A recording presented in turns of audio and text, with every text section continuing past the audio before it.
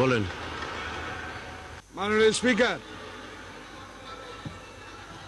খুব ভালো লাগলো যে মহিউদ্দিন খান বাদলের কাছে বিএনপির সংসদ সদস্যরা রুলস অফ প্রসিডিউর শিখতে হবে।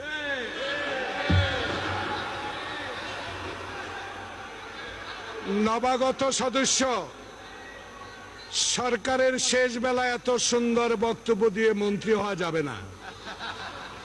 মাননীয় স্পিকার, 25শে জানুয়ারি এই সংসদ শুরু হয়েছে। গত বৃহস্পতিবার পর্যন্ত মাঝে মাঝে ছুটি এবং মুলতবির পর আজকে আমরা সংসদে এসেছি।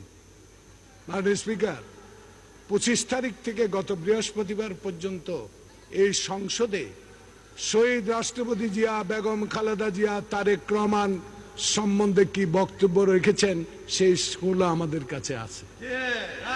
মাননীয় স্পিকার, যদি অশালীন বক্তব্য আপনার ডান দিক থেকে বন্ধ হয়, অবশ্যই আপনার বাম দিক থেকেও বন্ধ হবে।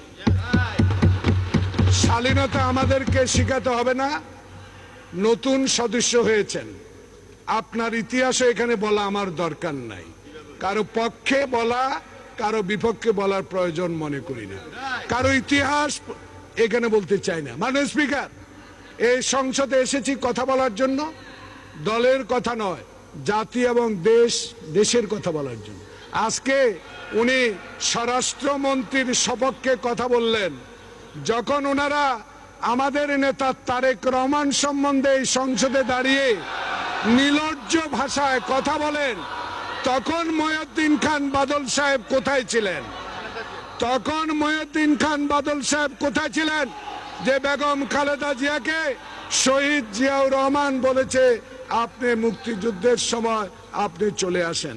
আমার সদস্যরা যদি বলে থাকে, স্বরাষ্ট্রমন্ত্রী মহোদয় আপনি রুনিয়ার সাগরের হত্যাকাণ্ডে যায় সহানুভূতি দিতে গিয়ে বলেছেন 48 সালের মধ্যে ধরবেন, আমার লজ্জা হয় মাননীয় স্পিকার যে এই সংসদের একজন দায়িত্বশীল মন্ত্রী, এই সরকারি দলের একজন দায়িত্বশীল সাধারণ সম্পাদক যখন সীমান্তে পাখির মতো গুলি করে মানুষ মারে, যখন ফেলানির লাশ ঝুলে, যখন বাবরকে উলঙ্গ করে পিটায়, তখন বলে এভাবে চলতেই থাকবে।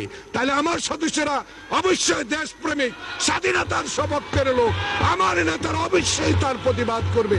যে স্বরাষ্ট্রমন্ত্রী সদরি আলমের খোঁজ দিতে পারে না, যে সদরি আলম রুনি সাগরের হত্যাকারীদের খুঁজে বের করতে পারে না, যেই স্বরাষ্ট্রমন্ত্রী বাংলাদেশে আইন শৃঙ্খলা রক্ষা করতে পারে না, যে স্বরাষ্ট্রমন্ত্রী বাংলাদেশে গণতান্ত্রিক অধিকারের জন্য আমার সমাবেশে আসতে লজ ডাক বন্ধ করে দেয়, আওয়ামী লীগের সন্ত্রাসী দিয়ে লাঠি পিটা করা হয়, সেই স্বরাষ্ট্রমন্ত্রীর পদত্যাগ করা উচিত ছিল। স্পিকার, আমরা এখানে শিখতে আসি নাই, 30 বছর এই সংসদে অতিবাহিত হলো। মাননীয় স্পিকার, আজকে আমাদের পররাষ্ট্রমন্ত্রী একটু পরে হয়তো বক্তব্য রাখবেন। জনাব পররাষ্ট্রমন্ত্রী, আপনি সৌদি আরব যেতে পারলেন না কেন? কারণটা কি? সৌদি আরবের ভিসা কেন পেলেন না? আপনি বাংলাদেশের দীপমণি নয়, আপনি বাংলাদেশের স্বাধীন দেশের পতাকাবাহী গাড়িতে চলেন, আপনি বাংলাদেশের স্বাধীন পতাকাবাহীর গাড়িতে চলেন। আপনাকে কেন ভিসা দেওয়া হলো না? কেন সৌদি আরবের কূটনীতিকে হত্যা করা হলো?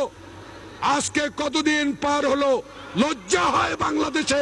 এই সরকারকে আমি ঘৃণা করি, যে সরকারের পররাষ্ট্রমন্ত্রী একটা দেশের ভিসা পায় না। মাননীয় স্পিকার, অনেক কথা বলতে চাই, কিন্তু আমাদের নেত্রী বলেছে অশালীন কোনো বক্তব্য আমরা বলবো না। মাননীয় স্পিকার, আজকে বলা হয় যে প্যাকিং করে পাকিস্তানে চলে যাওয়ার জন্য বলা হয়।